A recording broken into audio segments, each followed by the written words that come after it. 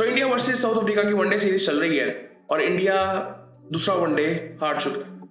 पहले वनडे में भी हमने बात की थी कि इंडिया जिस तरह से मतलब खेला था ये मैच, स्पेशली बॉलिंग की अगर हम बात करें तो बॉलिंग तो बहुत ही घटिया थी, आज उससे भी घटिया थी, पहले वनडे से भी।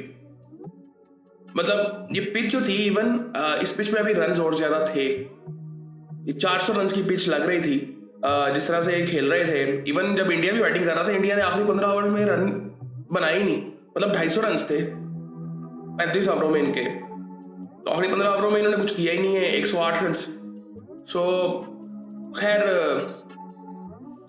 इंडिया ने पहले बैटिंग की क्योंकि साउथ अफ्रीका टॉस जीत गया था और बॉलिंग का फैसला उन्होंने किया था। जायसवाल 22 रन, और ये इसकी एक वजह, अगर जायसवाल ऊपर से रन करता या रोहित शर्मा ऊपर से रन करते तो शायद ये बहुत अच्छी सिचुएशन में होते कि ये 400 तक जा सकते। लेकिन ऐसा भी नहीं हम कह सकते। अभी इन्होंने पावर प्ले जिस तरह से खेला था, ये बहुत बेहतर खेला इंडिया ने, साउथ अफ्रीका ने उस तरह से नहीं खेला।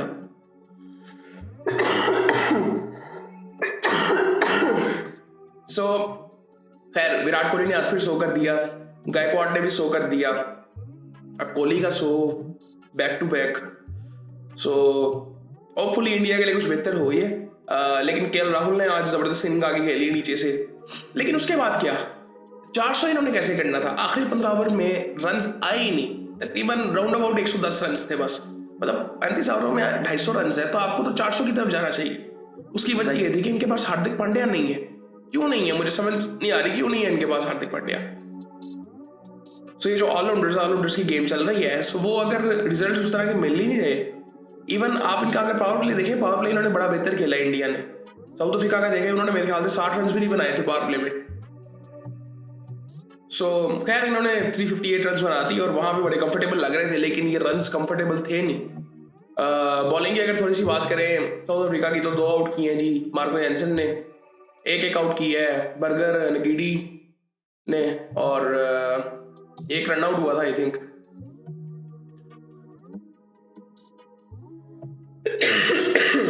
सुंदर रन आउट हुआ था।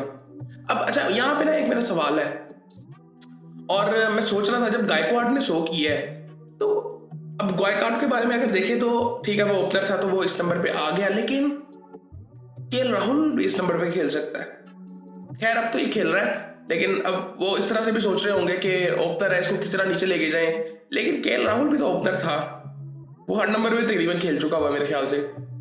सो खैर बट आई थिंक मुझे गायकवाड से बेहतर केएल राहुल बहुत बेहतर है, टेक्निकली बहुत स्ट्रांग है, शॉट्स उसके बाद आई थिंक बहुत ज्यादा है, बट आई थिंक उसको फिट इन करने के लिए सिर्फ उसको यहाँ पे खिलाया जा रहा है।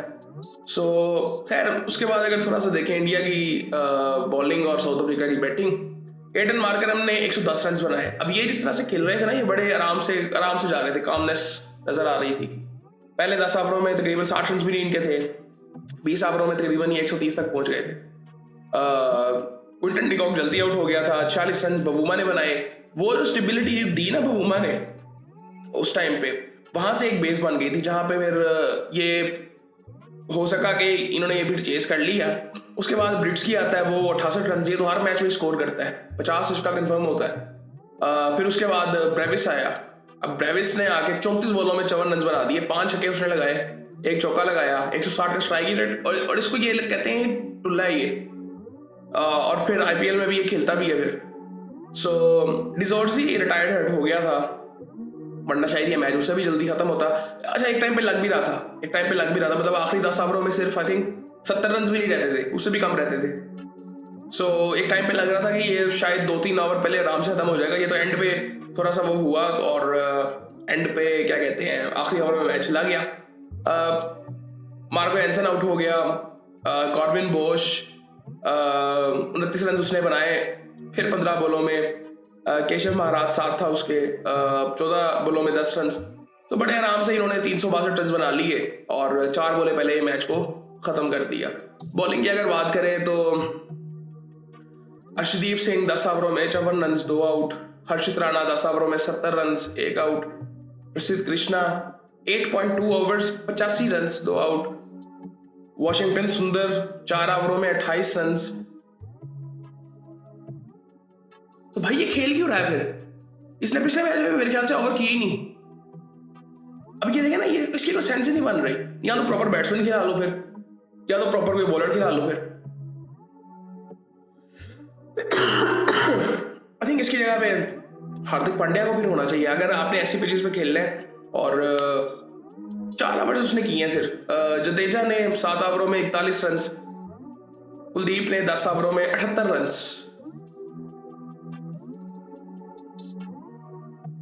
समझ से बाहर है चीजें, क्या कर रहे हैं, क्योंकि ये वाकई मेरे ख्याल से इवन रोहित शर्मा पे भी जब कैमरा जाता है वो उसको देख के ये लगता है कि ये हो क्या रहा है। सो अजीब सी टीम ही बनी हुई है। मतलब ऑन द पेपर तो टीम बड़ी, इनकी जो टीम बना लो ये अच्छी लग रही होती है कि हाँ ये भी अच्छा प्लेयर है, ये भी अच्छा प्लेयर है, बट ऑन द ग्राउंड जब प्रैक्टिकली ये उतर रहे हैं तो फिर पता चलता है कि ये कुछ भी नहीं है इनके पास। अब आप यहां से अंदाजा लगा लें कि बुमराह नहीं है तो फारग है बिल्कुल। ये 400 भी करते तो 400 डिफेंड करना भी मुश्किल हो जाता। तो ये इनकी सूरत हाल है। और एक और चीज जो मेरे जहन में उस वक्त आ रही थी कि आप ये देखें, कोहली का बैक टू बैक शो है, बैटिंग पिचेस थी। हमारे यहाँ पे ये चीजें होती है ना तो इंडियन मीडिया भी क्रिटिसाइज करता है कि बैटिंग पिचें बना ली, ये कर लिया, वो कर लिया। जब बाबर ये इतने रन कर रहा था उस पर कहा जाता था कि कप्तान है, अपनी मर्जी के पिचेस बनवाता है, रन करता है। और सो दुनिया भर में ऐसे होता है। तो खैर ये सारी चीजें होती है। इवन यहाँ पे तो मैं कहता हूँ कि हमारे लोग भी क्रिटिसाइज बहुत ज्यादा करते हैं बाबर पे, और फजूल किस्म का है, बहुत फजूल सा क्रिटिसिज्म करते हैं बाबर आजम पे। और हमने उसको बड़ा, मेरे ख्याल से वो बहुत अभी भी अंडररेटेड है।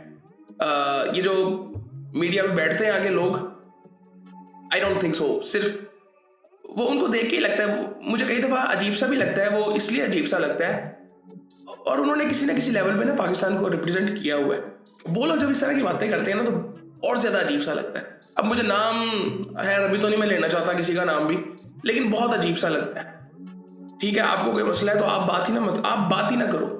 और फिर आप इंडियन चैनल्स पे भी जाते हैं और फिर पाकिस्तान, और वो इंडियन चैनल्स बुलाते हैं आपको इसी वजह से ताकि आप पाकिस्तान के खिलाफ बातें करें। वरना उनका वो तो कहते हैं जी हम इनको पूछते भी नहीं है, ये जो मर्जी करते रहे, वो बुलाते हैं इसी वजह से। सो खैर ये चीजें चलती रहती हैं। मेरे कहने का मतलब ये है कि सब कुछ चलता है। प्रॉपर बैटिंग विकेटें थी। कोहली जहां 35 ओवरों में आउट हुआ, अब वो तो कर रहा है, लेकिन बाकी टीम क्या है, कुछ भी नहीं। ना बॉलिंग है, ना इसके अलावा किसने बैटिंग की है। यहाँ पे ठीक है बैटिंग इनकी थोड़ी सी है, लेकिन अभी वाशिंगटन सुंदर जहां पे खेल रहा है समय से बाहर है। अगर पिचेस उसको सपोर्ट नहीं कर रही, आपने उसे बैटिंग भी नहीं करवानी, बॉलिंग भी नहीं करवानी, तो फिर वो है क्यों टीम में। आप हार्दिक पांड्या को डाल लें, वो फास्ट बॉलिंग थोड़ी बहुत कर लेगा, शायद आपको थोड़ा सा फायदा भी दे दे। सो खैर ये सारी चीजें तो है। लेकिन अब जाहिर बात है एक मैच जीत चुके हैं, एक मैच इनका रह गया वनडे का।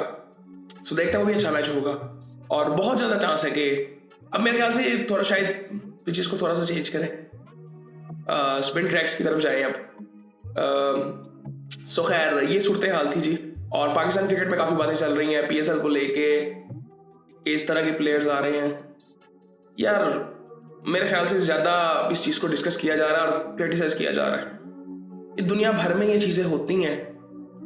क्रिकेटर्स रिटायर इसी वजह से होते हैं कि वो लीग्स खेल सकें।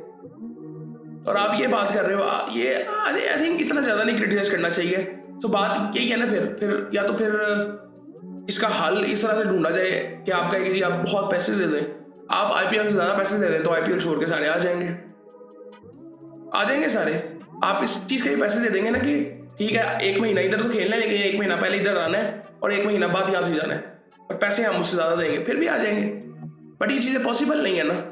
सो क्रिटिसाइज जरा सोच समझ के करें। मैं देखता हूँ कि बहुत ज़्यादा कई दफ़ा क्रिटिसिज्म होना शुरू हो जाता है। ठीक है, एक लिमिटेड हद तक करें कि ठीक है ये क्यों, अब ये इवन सारे प्लेयर्स ये पहले खेल चुके हैं, हमें किसी हद तक ये बातें ठीक है, बट इतना ज़्यादा ना करें कि मतलब मुझे लगता है कि कई दफ़ा बहुत ज़्यादा हो जाता है।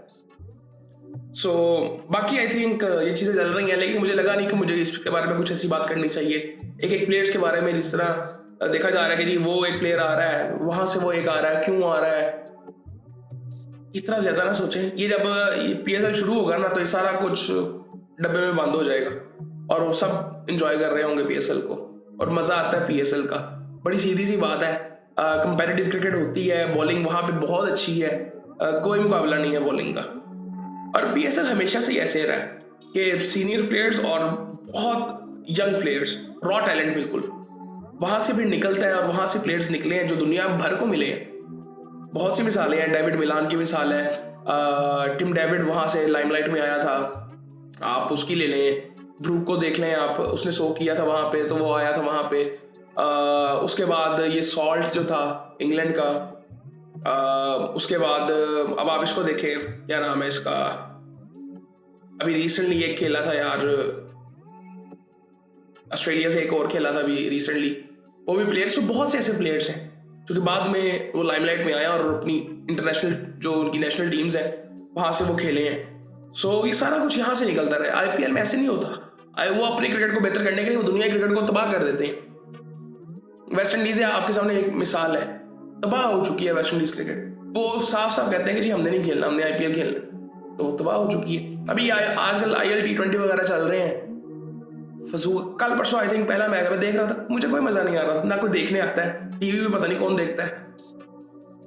हर लीग में इंडियन टीमें हैं, सो वो कोई इंजॉयबल नहीं है। मतलब ठीक है, पाकिस्तानी कुछ प्लेयर्स आएंगे तो पाकिस्तान से कुछ लोग देख लेंगे, वो स्पेसिफिक मैच, कोई पूरी लीग फॉलो नहीं करेगा।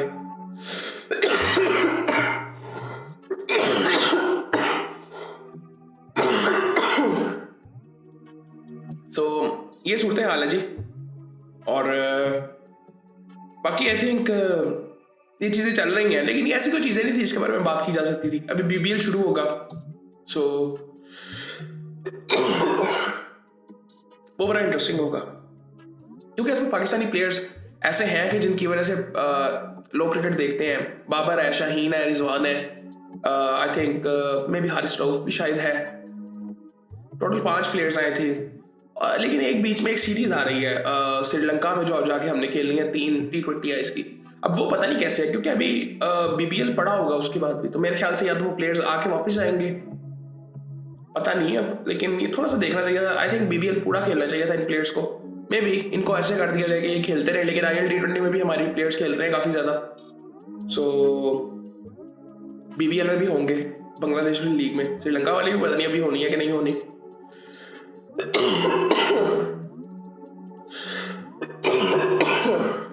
मौसम, आई थिंक मौसम चेंज होता जा रहा है, तो आई थिंक सो मौसम की वजह से काफ़ी चीज़ें ख़राब है। सो ये सूरत हाल है जी। बाकी आई थिंक चीज़ें चलती रहेंगी, और इंडिया आई थिंक क्या फ़ायदा, वो ज़ाहिरी बात है वो सोच रहे होंगे। अभी 1.5-2 साल पहले देखें, ये टीम इनकी स्ट्रॉन्ग क्यों लगती थी, क्योंकि उसमें बैलेंस नज़र आता था। ये आज की टीम में, इस वनडे सीरीज की टीम में बैलेंस नज़र ही नहीं आ रहा, समझ से बाहर है क्या हो रहा है। क्योंकि बुमराह नहीं, आप बुमराह इसमें डाल देंगे तो बैलेंस आ जाएगा बॉलिंग में, शायद ये डिफेंड भी हो जाएगा। सो खैर ये सारे इश्यूज हैं। और बाकी जो वो लीग्स वाली बातें हैं यार, इतना ज़्यादा क्रिटिसाइज मत करें, बस एक लिमिटेड हद तक ठीक है, चीज़ें बेहतर हों, क्योंकि वो ज़्यादा भी आप करते हैं ना, I think it's not worth it even कि इतना ज़्यादा किया जाए, क्योंकि इतना बड़ा इकोसिस्टम भी नहीं है ना। अब इंडिया जैसी बात तो नहीं है ना कि इंडिया का इकोसिस्टम बहुत बड़ा है क्रिकेट का। उनकी 2 इंडस्ट्रीज में पैसा है, एक बॉलीवुड में है, एक क्रिकेट में है, बाकी कहीं पैसा ही नहीं है। सो ये 2 इंडस्ट्रीज में पैसा, सारा पैसा इधर आता है। तो यहाँ पाकिस्तान में ऐसे नहीं चीज़ें चलती। तो खैर ये चीज़ों को थोड़ा सा हमने देखना चाहिए यार, कभी करेंगे इस बारे में भी डिटेल में बात के पाकिस्तान में चीज़ें चलती किस तरह से हैं, इंडिया में किस तरह से चलती हैं। सो बाकी फिर आपसे बात होती है।